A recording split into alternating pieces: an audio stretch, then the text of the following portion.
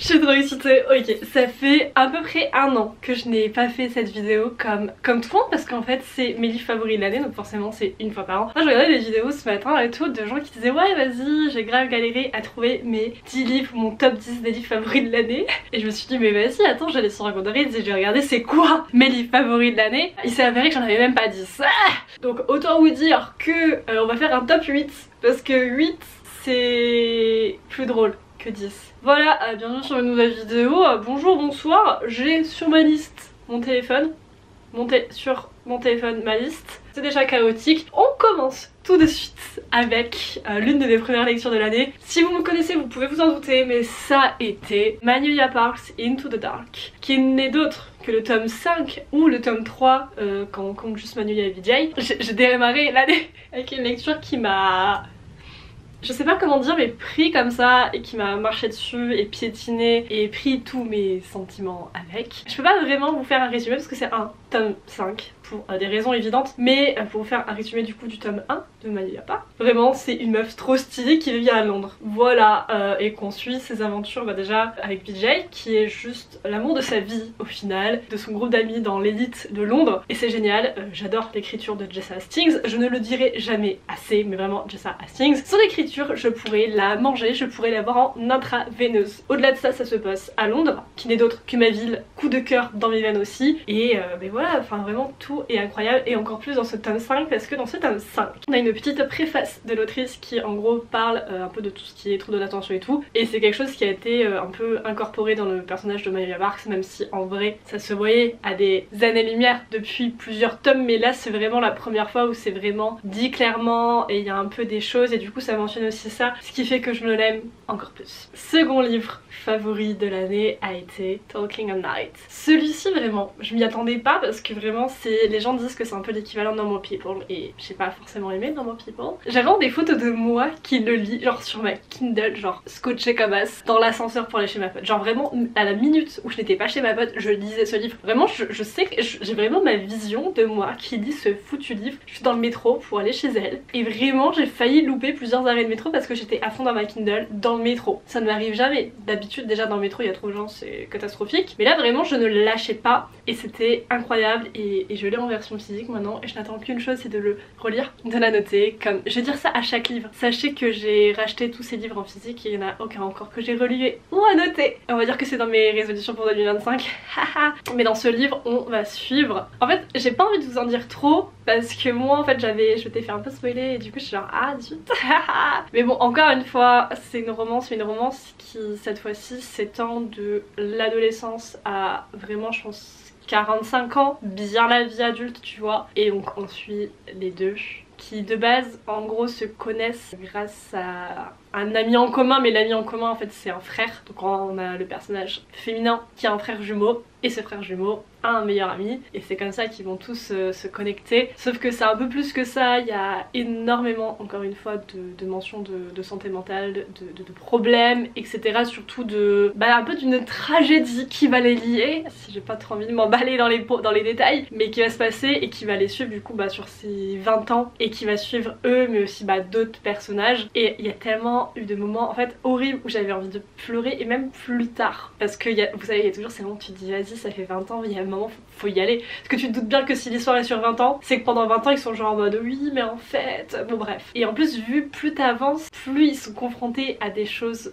de la vie qui sont compliquées et vraiment je sais pas qu'est-ce que j'ai eu avec ce livre. Mon attache est forte. Mon attache est forte. Troisième meilleure lecture de l'année. Alors là je vous avoue j'ai mis 5 étoiles et tout. En fait je m'en souviens, ça m'en souvient. En fait je sais pas comment dire. Ça c'est le genre de lecture où je peux mettre 5 étoiles mais vous voyez c'est pas le genre de livre que j'aime tatouer sur la peau. Sur le moment ça m'a tellement scotché et j'ai tellement terminé le livre rapidement, j'étais tellement obsédée par lui que je le mets dans mes 5 étoiles. Mais en fait c'est un peu une catégorie à part parce que déjà là on va parler d'un roman mystère un peu thriller donc du coup c'est vraiment c'est juste je suis hook par le plot et du coup je lâche pas le livre. Mais en même temps c'est tombé une période où j'étais un peu en reading slump, je l'ai lu, ça m'a remis dedans donc j'étais contente. On parle de Holly Black, c'est pas Holly Black, c'est Holly Jackson. Avec The Reappearance of Rachel Price, on va suivre une meuf qui a 16 ou 18 ans, je sais plus. Mais en gros sa mère était assez connue, sauf que elle a pas vraiment connu pour le coup. Et sa daronne a disparu quand elle avait genre 2 ans, enfin je sais pas mais c'était un bambin, elle s'en souvient pas. On fast forward quand elle a 16 ans et en fait vu que sa mère était connue, là il y avait quelqu'un qui l'avait contacté pour dire vas-y on va faire un documentaire sur une personne connue qui a disparu et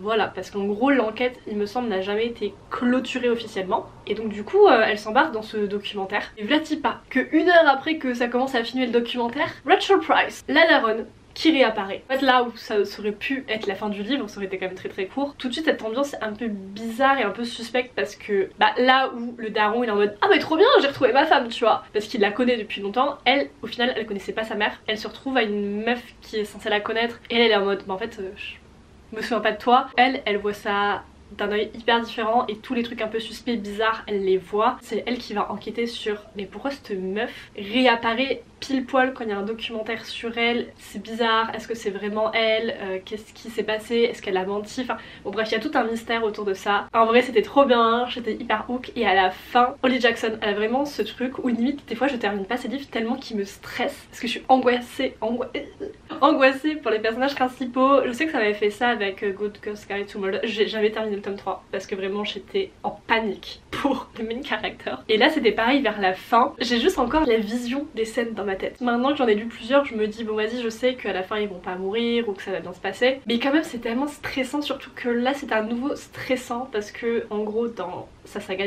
avant, les méchants entre guillemets c'était des gens qui étaient pas directement proches du personnage principal, alors que là c'est des gens de sa famille littéralement. Quand eux-mêmes deviennent violents je me suis dit mais en fait tout est possible et je sais pas, je commence à paniquer mais bref du coup j'étais à fond dedans donc j'ai mis 5 étoiles. 4ème meilleure lecture de l'année, alors celle-ci j'ai même pas mis 5 étoiles hein. J'ai mis 3 étoiles mais c'est juste que j'y pense encore et que j'aimerais bien avoir d'autres livres dans cette vibe ou même d'elle. C'est Une vie de Simone Veil. Faut savoir que j'ai une tolérance très minime aux mémoires non-fiction et tout. Il y a des exceptions, voilà, par exemple Lauren Graham, ses mémoires je les ai mangés bien sûr parce que c'est l'actrice de Game of Thrones bien sûr donc je le mange, mais c'est très rare. Je sais que dans cette vibe là, en fait j'ai un type de non-fiction que je peux lire, c'est vraiment la Seconde Guerre mondiale. Alors on va savoir pourquoi, je ne sais pas, mais l'un d'un des autres trucs dans tout ça que j'ai bien aimé et que j'avais lu c'était le journal d'Anne Frank. Je sais pas qu'est-ce que j'ai avec ça, donc Simone Veil vraiment trop bien et j'avais racheté un autre livre d'elle, sauf que mais je trouve qu'une fois que t'as lu Une vie où t'as du coup bah quand même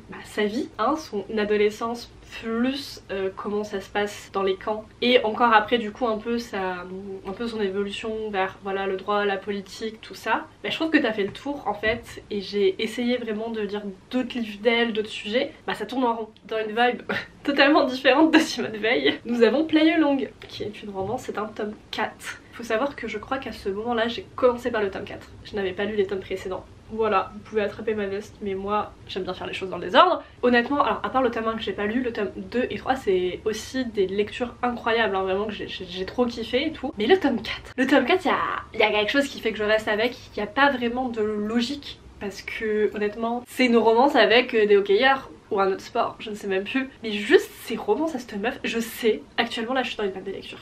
Je sais que si elle là, s'il y avait un de ces livres que je n'avais pas lu, je serais en train de le lire maintenant pour sortir de ma fan de lecture. Donc à part faire une relecture, je peux pas faire grand chose. Il est sur ma liste, j'ai pas de résumé à faire. C'est une romance, elle est bien, lisez-la, merci beaucoup, au revoir. Encore une romance, mais cette fois-ci, déjà, elle le mérite. Et de deux, je l'ai vu vraiment sur le top des meilleures lectures de tout le monde, enfin de toutes les personnes que je suis, du moins. Ça a été Just for the Summer. Je pense qu'il y a beaucoup de gens qui l'ont vu et qui se sont dit « Oh trop bien, romance d'été ». Non non non.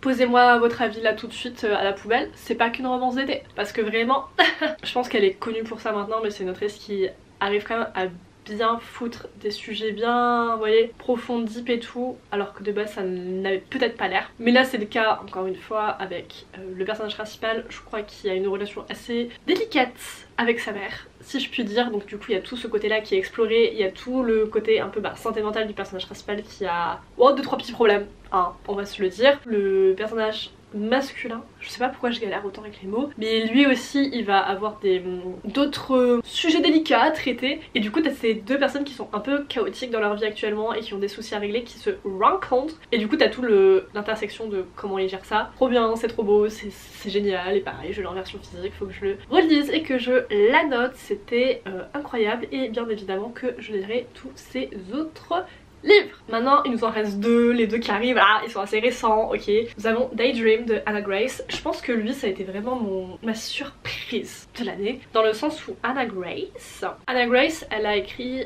Icebreaker, que je crois j'avais pas trop aimé, enfin ouais j'ai pas terminé. Moi ce qui m'avait gêné dans Icebreaker c'est toute la partie patinage artistique, parce qu'en fait j'avais lu un livre de Mariana Zapata où c'était très bien mentionné, très bien expliqué, et il y avait vraiment les termes techniques, enfin c'était bien. Dans ce livre là c'était pas vraiment le cas, enfin je trouve pas, et ça m'avait un peu gêné que ça soit une grosse partie du livre et qu'au final ça soit même pas les bons termes, ou que ça soit pas si exploré que ça. Et après je m'étais dit vas-y je vais quand même commencer à lire le tome 2, le tome 2 j'ai jamais terminé, je sais pas trop pourquoi mais j'avais jamais terminé. Donc c'est vrai que quand Daydream, ce foutu tome 3 est arrivé dans l'espace booktube, je me suis pas dit tiens c'est en haut de ma liste de priorités à lire. Sauf que tenez-vous bien, moi je suis une personne influençable, encore plus dans le domaine des livres, et que vois-je, vraiment une de mes booktubeuses favorites de la terre entière, à qui je fais confiance, d'accord, qui met un avis en disant ce livre là c'est un 5 étoiles, elle décrit que le 5 étoiles c'est parce que l'un des personnages, bah pareil, a un trouble de l'attention et tout. Faut m'imaginer moi là, je vois ma booktubeuse favorite, elle met un 5 étoiles, elle dit pourquoi, et en plus vous savez il y a un peu cette confiance aveugle parce que je sais que cette même personne elle-même a un trouble de l'attention, donc je me dis si elle-même dit que c'est de la bonne représentation, que c'est bien écrit et tout, je suis genre ma vie j'arrive, ma vie je cours, j'arrive. Je vous jure j'ai vu sa review, je pense que dans les 20 minutes qui ont suivi c'était sur ma Kindle, je me suis foutue sur mon lit et je l'ai lu d'une traite le machin. Mais j'ai bien aimé, encore une fois, bon, sur papier, c'est deux personnes qui se rencontrent, il y a rien de voilà. Mais on a ma recette magique, c'est-à-dire une meuf qui a des problèmes avec sa famille, bah toujours un personnage qui a un trouble de l'attention, ou plusieurs, et voilà, ça parle de santé mentale, ça parle... Il y a un chat dans l'équation, il y a un chat. Voilà, est-ce que j'ai besoin d'en dire plus? Non, voilà, c'était incroyable. C'était incroyable, je ne sais pas si je lirai ses autres livres, vous voyez, ou si c'était juste ce livre-là d'elle. Et on en arrive au dernier, au 8. Je vais même pas compter, attendez, j'ai reçu une notification. Et donc le dernier livre, c'est Between Friends and Lover. Il y a une histoire à l'arrière, enfin il y a une histoire, en fait je sais pas d'où il est apparu dans ma vie, parce que en gros c'est un livre que j'avais vu il y a bien des mois, je sais pas, que j'avais mis sur ma wishlist mais il y a longtemps. Je sais pas, je m'étais jamais trop attardée dessus parce que c'est le genre de livre que je mets dans la catégorie c'est une romance mais c'est pas une romance. Je sais pas si vous voyez ce que je veux dire, mais par exemple quand je veux dire une romance, bah souvent voilà je vais tomber sur du Lee Stamford, où c'est vraiment genre souvent des trucs un peu, t'as du sport, c'est léger, t'as une romance point, tu te prends pas la tête. Mais par exemple là celui-ci je le mettais un peu dans la catégorie Talking at Night, où vraiment t'as la romance mais limite c'est du 50% dans le livre, les 50 autres pourcents ça traite de beaucoup d'autres sujets. J'ai un peu du mal à y aller de moi-même volontairement etc, et bah souvent il passe à la trappe et je retombe dessus dans un article et je me dis mais attends vas-y ce livre je l'ai déjà vu, parce que moi en fait j'ai un truc, c'est que je retiens visuellement la couverture mais pas le plot, donc je sais qu'il y a un moment j'y ai fait confiance, je les rajoute à ma wishlist mais je sais pas de quoi ça parle. Je me dis vas-y je vais re-regarder, je regarde les avis sur Goodreads, les machins,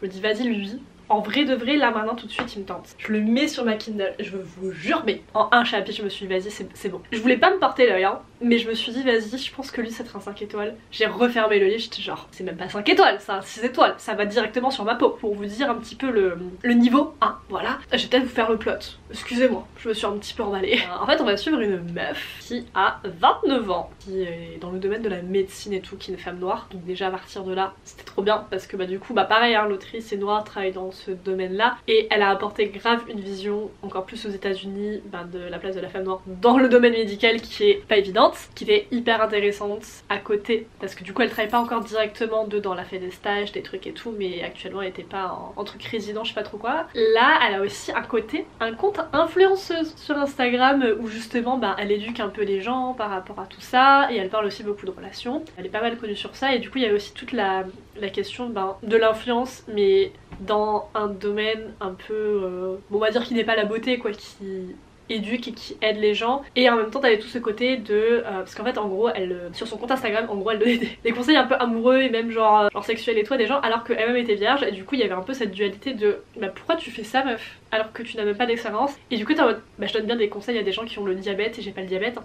Genre j'ai fait des recherches dessus, point, merci Michel. Et enfin bref, il y avait énormément de sujets de société et de juste de relations et tout qui étaient hyper intéressantes dans ce livre. Bon pareil, on se retrouve avec un personnage qui a des énormes problèmes de relations avec sa daronne. Elle c'est vraiment dans un extrême mais c'était hyper intéressant. Vraiment je pense que je pourrais faire un épisode de philosophie sur ce livre. Elle s'est un peu bah du coup élevée et tout toute seule. Et elle se retrouve un peu intégrée à un cercle social de personnes très riches. Et du coup il y a toute cette dualité aussi de accepter de l'aide mais en même temps de la vision que ça donne extérieurement, parce que du coup en tant que meuf noire d'avoir des fois de l'argent de personnes extérieures qui sont médiatisées, enfin bref il y avait énormément de questions comme ça qui étaient trop intéressantes. Mais bon bref, de base c'est une romance quand même, hein, venons-en aux faits. Comme le nom l'indique, en gros elle est entre deux personnes, même si c'est pas vraiment entre deux personnes, enfin un peu si mais non. En gros elle a son meilleur ami donc qui est le mec riche là voilà, qu'elle aime en gros depuis des années, et du coup en passant elle rencontre un gars qui est un auteur bien connu aussi mais qui est beaucoup, en fait c'est l'inverse de l'autre mec, hein. L'autre mec vas-y c'est une star et tout, il est sociable et tout, t'as l'autre c'est un auteur, il est introverti, ok, il est connu mais il fait de l'anxiété sociale en fait. Donc bref, ce que j'adorais c'est que des fois les deux, parce que du coup t'as souvent les deux points de vue, c'est que les deux en fait à chaque fois se souviennent du genre de session thérapie et se donnent des conseils où on parle, et genre la communication était incroyable. Enfin bref, pour vous faire un point lecture, parce que tant qu'on y est, je pas assez parlé, je suis actuellement en train de lire Crown of Midnight. Je suis toujours dans ma relecture de Throne of Glass, j'ai tous les tomes sauf le dernier, on va savoir pourquoi. Faut dire que j'aime bien, faut dire que j'apprécie ma relecture. Je pense que là je vais partir sur une année de relecture. Et je pense que j'ai dit ça la même chose l'année dernière et j'arrive plus à parler en français. J'arrive plus en fait, je parle anglais la moitié de la journée, je sais plus ce que je fais de mes mots. Je pense qu'après ça, je m'attaquerai à la relecture. Enfin la relecture slash lecture de Iron Flame. Comme ça je suis à jour pour le tome 3. Et après, vas-y ça va revenir Magnolia à part, c'est tous mes trucs. Et vu que j'ai pas d'autres... En fait j'ai tous les livres que j'attends en 2025. Je crois qu'ils sortent pas avant genre mars.